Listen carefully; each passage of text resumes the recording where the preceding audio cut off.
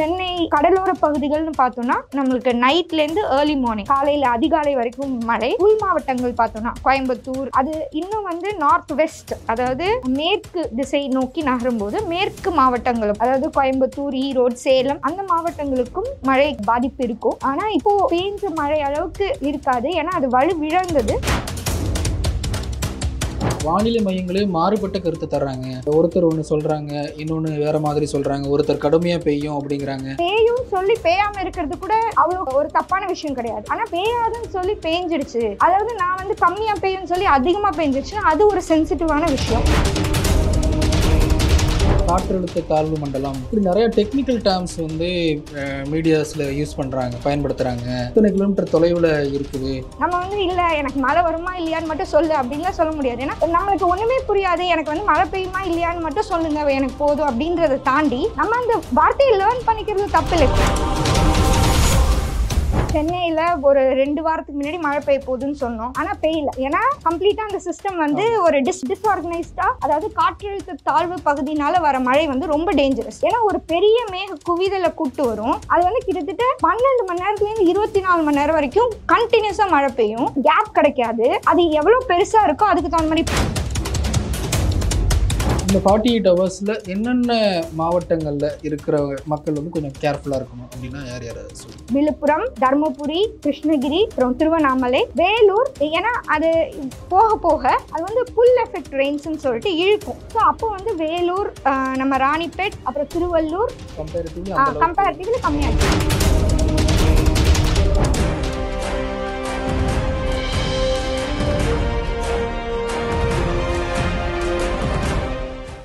Globe 360 நேயர்களுக்கு அன்பு வணக்கம். இன்றைய சிறப்பு நேர்காணலில் வானிலை ஆய்வாளர் டாக்டர் கிருத்திகா அவர்களோடு உரையாட இருக்கிறோம். வணக்கம். வணக்கம். ஃபெஞ்சல் புயல் கடுமையாக தமிழ்நாடு, புதுச்சேரியை பாதிச்சிட்டு இருக்கு. சென்னை மட்டும் இல்லாமல் கடலூர், தருமபுரி, இப்படி மழையே பெய்யாதுங்கிற பகுதிகளில் கூட கடுமையான பாதிப்புகளை, நிலச்சரிவுகளை, ஒரு பெரிய சேதத்தை உண்டாக்கி இருக்கு. இந்த ஃபெஞ்சல் புயல் எப்போ ஒரு முடிவுக்கு வரும்? இன்னும் ஒரு 24 மணி நேரத்துல 48 மணி நேரம் ஆகும் அது அரபிக்கடலுக்கு போகிறதுக்கு. ஸோ அது வரைக்கும் அதோட தாக்கம் படிப்படியாக குறைஞ்சிடுச்சு. நேத்தியை விட இன்னைக்கு தாக்கம் குறைஞ்சிடுச்சு. பட் அதன் மூலியமா வர மழை கண்டிப்பா இன்னும் நம்மளுக்கு விழுப்புரம், கடலூர், பாண்டி, அப்புறம் நம்ம சென்னைக்குமே. சென்னை கடலோர பகுதிகள்னு பார்த்தோம்னா நம்மளுக்கு நைட்லேருந்து ஏர்லி மார்னிங் காலையில் அதிகாலை வரைக்கும் மழை.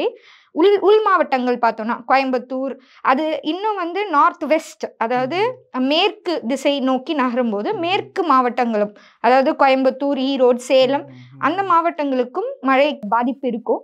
ஆனால் இப்போ பெய்ஞ்ச மழை அளவுக்கு இருக்காது, ஏன்னா அது வலுவிழந்தது. இப்போ வெல் மார்க்டு லோன்னு சொல்றாங்க, அதாவது நன்கமைந்த காற்றழுத்த தாழ்வு பகுதி.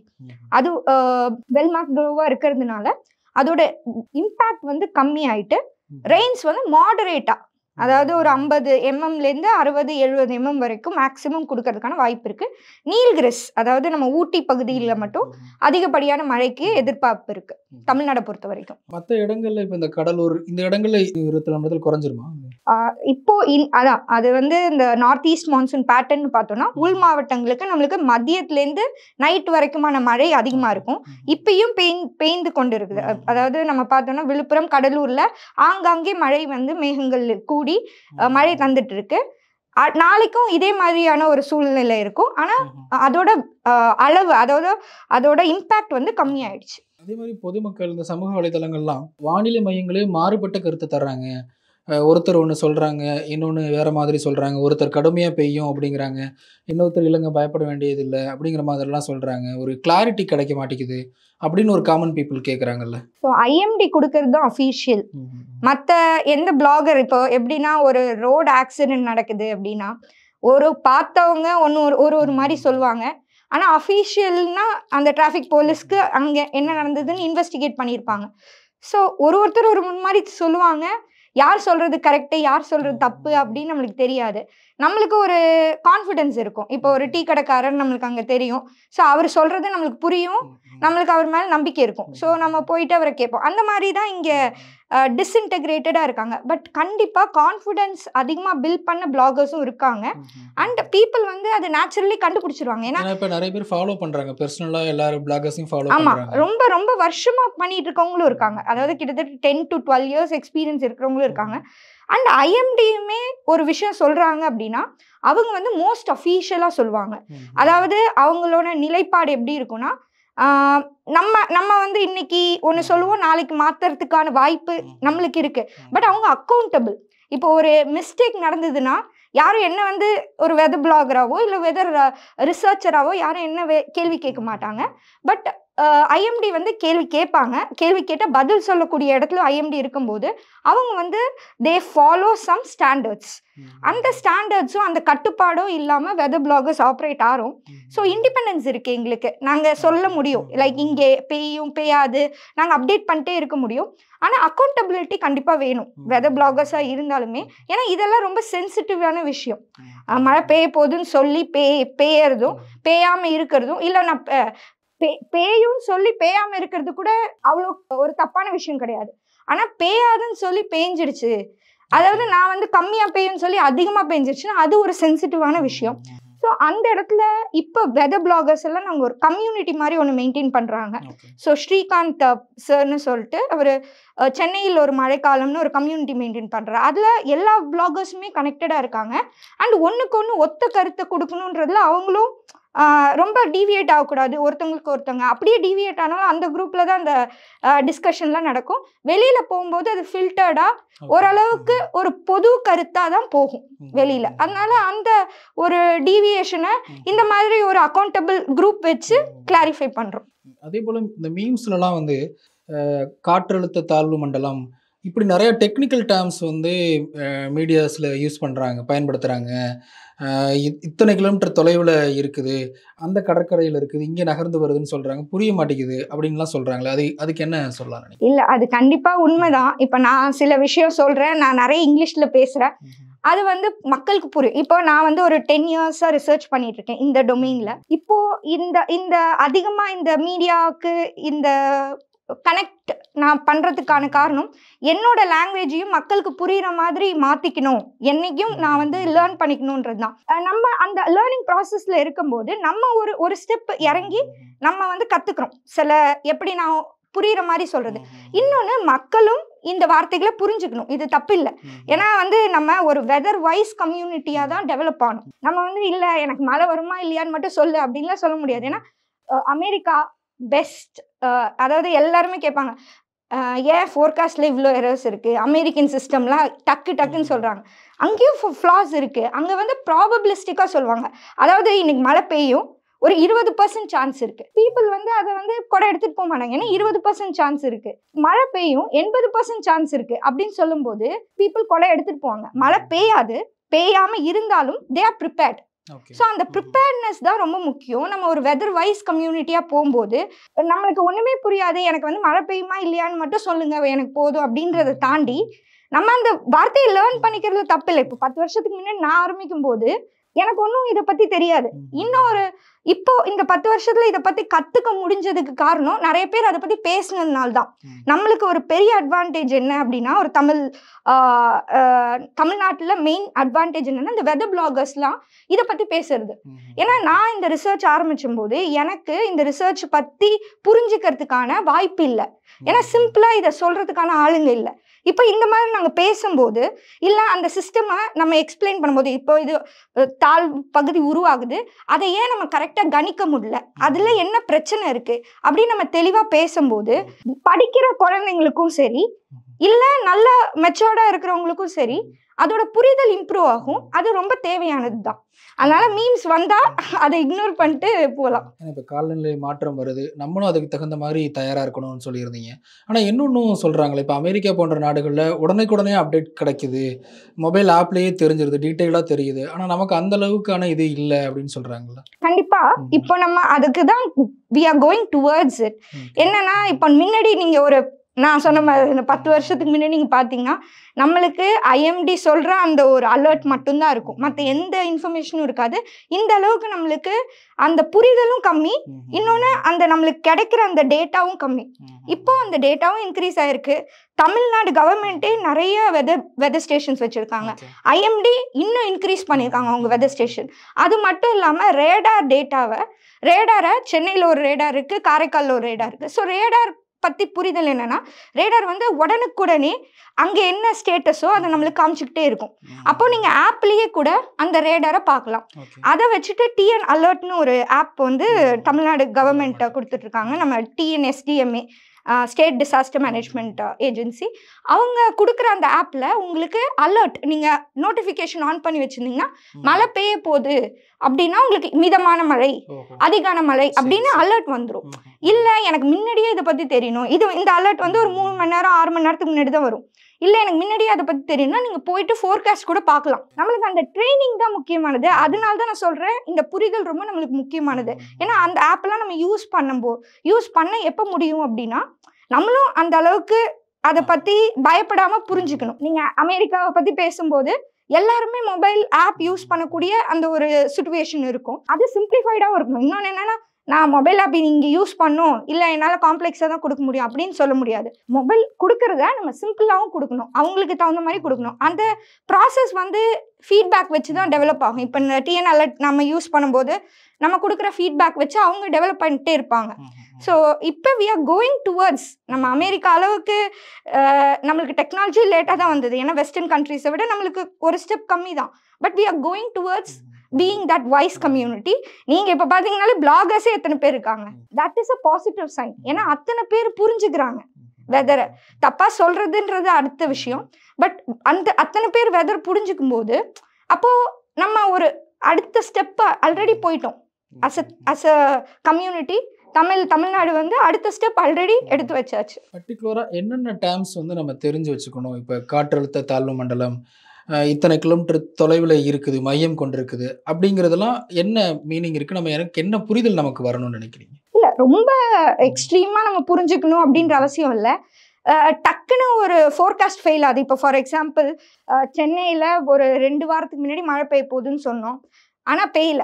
ஏன்னா கம்ப்ளீட்டாக அந்த சிஸ்டம் வந்து ஒரு டிஸ்ஆர்கனைஸ்டாக அது வந்து அப்படியே கடலில் கரைஞ்சிருச்சு. யாருக்கு பெருசாக மழை எங்கேயுமே பெய்யல, நம்மளுக்கு எக்ஸ்பெக்ட் பண்ண மாதிரி சுத்தமாக வரல.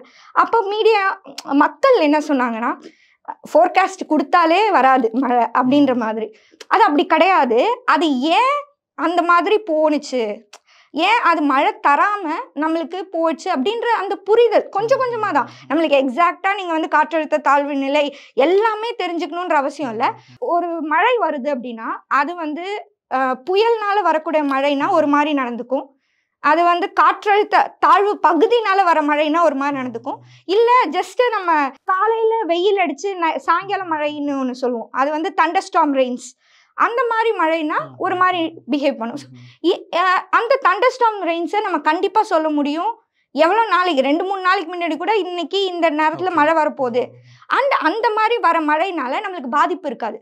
ஏன்னா அந்த மழை வந்து வந்தோன்னே கொஞ்சம் நேரம் பேஞ்சிட்டு தண்ணி நின்னாலும் கொஞ்ச நேரம் நின்றுட்டு வடிஞ்சிரும். ஆனால் அடுத்த நாள் வரைக்கும், அதாவது அடுத்த சாயங்காலம் வரைக்கும் நம்மளுக்கு டைம் இருக்கும் அந்த தண்ணி வடியறதுக்கு. ஆனால் இந்த மாதிரி இந்த சைக்ளோன், அதாவது காற்றழுத்த தாழ்வு பகுதினால வர மழை வந்து ரொம்ப டேஞ்சரஸ். ஏன்னா ஒரு பெரிய மேக குவிதலை கூட்டு வரும். அது வந்து கிட்டத்தட்ட 12 மணி நேரத்துலேருந்து 24 மணி நேரம் வரைக்கும் கண்டினியூஸாக மழை பெய்யும், கேப் கிடைக்காது. அது எவ்வளோ பெருசாக இருக்கோ அதுக்கு தகுந்த மாதிரி. இப்போ பார்த்தீங்கன்னா நேற்றுக்கு மேகம் என்ன தர்மபுரியிலையும் பெய்யுது, கிருஷ்ணகிரியிலையும் பெய்யுது. கிருஷ்ணகிரியில தான் தண்ணி உருவாகி அந்த ஜவ்வாது மலையில் வரணும், அங்கேயும் பெய்யுது இங்கேயும் பெய்யுதுன்ற போது சேச்சுரேட் ஆகிட்டு சாயில் பயங்கரமாக அந்த ரெஸ்பான்ஸ் வந்து அதிகமாகிடுச்சு. ஸோ இந்த மாதிரி ஒரு புரிதல் நம்ம ஓகே, இந்த இதுக்கு நம்ம கண்டிப்பாக பயப்படணும். இப்போ நாங்கள் சொல்கிறோம் இல்லை இடி மின்னல் கூடிய மழைனா இடிக்கு நம்ம பயப்படணும், அதுக்கு தகுந்த ப்ரிகாஷன் எடுத்துக்கணும். இது வந்து காற்றழுத்த தாழ்வு பகுதிக்கான மழை அப்படின்னு சொல்லும்போது கண்டிப்பாக அதுக்கு ப்ரிப்பேர்ட்னஸ் வேணும், மக்கள்கிட்டேருந்தும் வேணும். நம்ம ஏன்னா அதுக்கு நம்ம அது தப்பி போனாலும் பிரச்சனை இல்லை, ஆனால் அது வந்துடுச்சுன்னா இந்த மாதிரி ஒரு பாதிப்பை நம்ம எதிர்கொள்றதுக்கு அரசாங்கமும் ப்ரிப்பேர்டாக இருக்கணும், மக்களும் ப்ரிப்பேர்டாக இருக்கணும். ரெட் அலர்ட், ஆரஞ்சு அலர்ட் இதுக்கான புரிதல் இன்னும் தெளிவான ஒரு அண்டர்ஸ்டாண்டிங் இல்லை அப்படியும் பல பேர் கேட்குறாங்கல்ல. கண்டிப்பா ரெட் அலர்ட்ன்ற போது ஒன்று மழைக்கான அளவு, இன்னொன்று எந்த லெவல்ல அட்மினிஸ்ட்ரேட்டர்ஸ் அதுக்கு ப்ரிப்பேர்டா இருக்கணும்ன்றதுக்கான இது. அப்போ ஆரஞ்சும் அந்த நம்ம அந்த சிக்னலோட அந்த இதுதான், எல்லோ, ஆமா ரெட். பட் ரெட் கொடுக்குற எல்லா நாளும் மழை கண்டிப்பா பெய்யும், நம்ம வந்து பயப்படணும் அப்படின்னு இல்லை.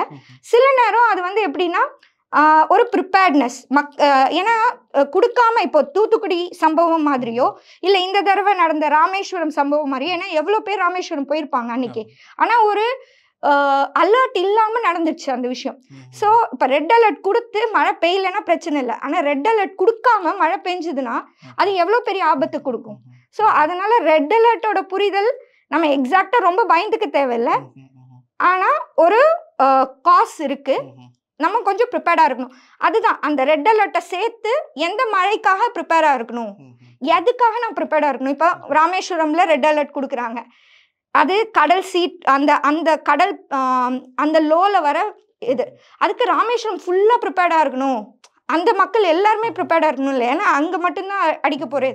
ஸோ இது எல்லாமே நான் வந்து எனக்கு புரியறதுனால எல்லாத்துக்கும் புரியும்னு நான் சொல்ல, பட் ஸ்லோவாக நம்ம அங்கே போவோம். ஸோ ரெட் அலர்ட்டை வந்து நம்ம ரொம்ப ஃப்ரீயாக எடுத்துக்க தேவையில்லை, அதே மாதிரி ரொம்ப எக்ஸ்ட்ரீமாக பேனிக்காகவும் தேவையில்லை. அதே மாதிரி ஒரு நாளைக்கு முன்னாடி சென்னையில் மழை பெய்யறதுக்கு கொஞ்சம் நேரத்துக்கு முன்னாடி மெரினா பீச்சில் நிறைய பேர், இன்னும் ஒருத்தர்லாம் வந்து கை குழந்தைய தூக்கிட்டு இதுதான் எக்ஸ்ப்ளோர் பண்ணுறதுக்கான டைமு, அப்படிலாம் ஒன்றும் பேனிக் ஆக வேண்டியதில்லை அப்படிலாம் பப்ளிக்காகவே கை குழந்தைய வச்சுக்கிட்டு ஒரு பேட்டிலாம் கொடுத்துருந்தாரு. என்ன மாதிரியான ஒரு ஒரு அவேர்னஸ் இருக்கணும்னு நினைக்கிறேன்? அதுதான் இப்போ நான் சொன்ன மாதிரி தான், ரெட் அலர்ட்டை காஷியஸாக நம்ம எடுத்துக்காததுக்கான பலன் தான் அது. அது ஏதாவது நம்ம அசம்பாவிதம் நடந்ததுன்னா தான் நம்ம ரொம்ப ரெக்ரெட் பண்ணுவோம், ஏன்டா அது அப்படி ஆயிடுச்சு அப்படின்னு. ஆனால் அது நடக்கிறதுக்கு முன்னாடியே கொஞ்சம் நம்ம கண்டிப்பாக ஒரு கம்யூனிட்டியாகவே இந்த ரெட் அலர்ட்டை வந்து ஒரு மீமா கிரியேட் பண்ணாமல் இருக்கிறது பெட்டர். ஏன்னா வந்து ரெட் அலர்ட்ன்றது ஒரு சேஃப்டிக்காக போடுறாங்க, அது போட்டு மழை பெய்யல நீங்கள் ரெஸ்பாண்ட் பண்ணலை அப்படின்னா பிரச்சனை இல்லை. ஆனால் போட்டுட்டு ஒரு புயல் இருக்குது, அதாவது ரெட் அலர்ட் போட்டாங்க, அதுக்கு தகுந்த மாதிரி புயலும் வந்துடுச்சு, அப்பயும் ஒருத்தவங்க வந்து கை குழந்தைய தூக்கிட்டு பீச்சுக்கு போகிறாங்கன்னா அது வந்து கொஞ்சம் யோசிக்க வேண்டிய விஷயம். அது நம்ம ஜென்ரலாகவே நம்ம எல்லா ஆபத்தையுமே ஈஸியாக எடுத்துக்கிறோம் இப்போல்லாம், அது கொஞ்சம் நம்ம ரொம்ப காஷியஸாக பண்ணணும். ஏன்னா நம்ம வந்து நம்மளை மட்டும் அந்த பாதிப்பில் உட்படுத்தலை, நம்மளை சுற்றி இருக்கிறவங்களையும் அந்த பாதிப்பில் உட்படுத்துகிறோம்.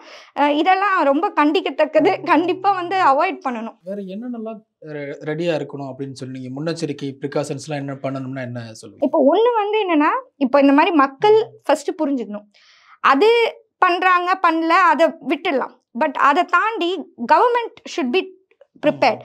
ஸோ ஓரளவுக்கு கவர்மெண்ட் வந்து இதை புரிஞ்சுக்கிறாங்க, இந்த தேவையை வந்து ஆல்ரெடி ரியலைஸ் பண்ணி நிறையா மெஷர்ஸ் எடுத்திருக்காங்க. ஸோ இதை ரெண்டு விதமாக பார்க்கலாம்.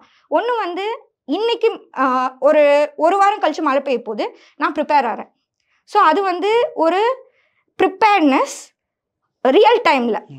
ஆனால் நான் இங்கே மழை பெய்யுமா பெய்யாதா, இந்த பேசின் எப்படி ரெஸ்பாண்ட் ஆகாது, எங்கே மழை பெஞ்சா எங்கே வந்து தண்ணி அதிகமாக வரும் அப்படின்னு ஒரு வல்னரபிலிட்டி அட்லஸ் மாதிரி ஒன்று கிரியேட் பண்ணணும், அது long term.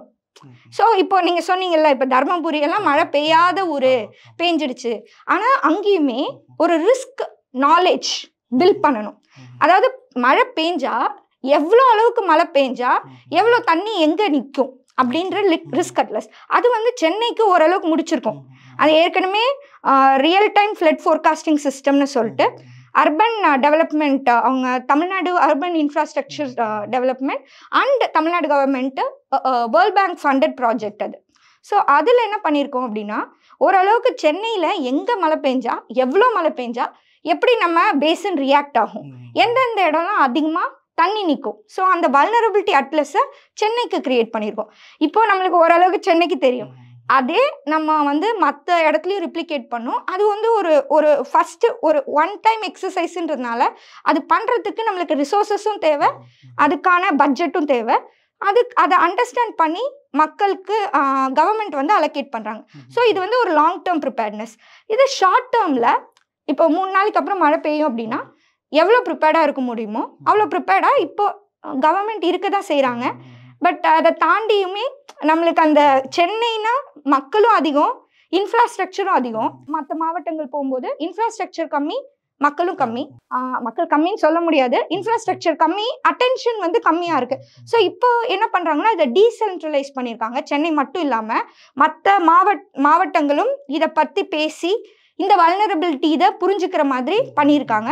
So I think நம்ம கரெக்டான டைரக்ஷன்ல போறோம். ஏன்னா சயின்டிஃபிக்கா இதை வந்து பேக்கப் பண்றதுக்கு ஐஐடி, அண்ணா யூனிவர்சிட்டி எல்லாம் இருக்காங்க. ஸோ சயின்டிஃபிக்கா we are going towards. நிறைவு கேள்வியாக நீங்கள் ஸ்டார்ட் பண்ணும்போது சொல்லியிருந்தீங்க இன்னும் ஒரு 24 hours to 48 hours தான் ஃபெஞ்சல் புயல் இருக்கும் அப்படின்னு. இந்த 48 ஹவர்ஸில் என்னென்ன மாவட்டங்களில் இருக்கிற மக்கள் வந்து கொஞ்சம் கேர்ஃபுல்லாக இருக்கணும் அப்படின்னா யார் யாரை சொல்லி? அதே இந்த பர்ஃபெக்டான மாவட்டங்கள் தான். நார்த் இன்டீரியர்ஸ், அதாவது விழுப்புரம், தர்மபுரி, கிருஷ்ணகிரி, அப்புறம் திருவண்ணாமலை, வேலூர். ஏன்னா அது போக போக அது வந்து புல் எஃபெக்ட் ரெயின்ஸ்ன்னு சொல்லிட்டு இழுக்கும்.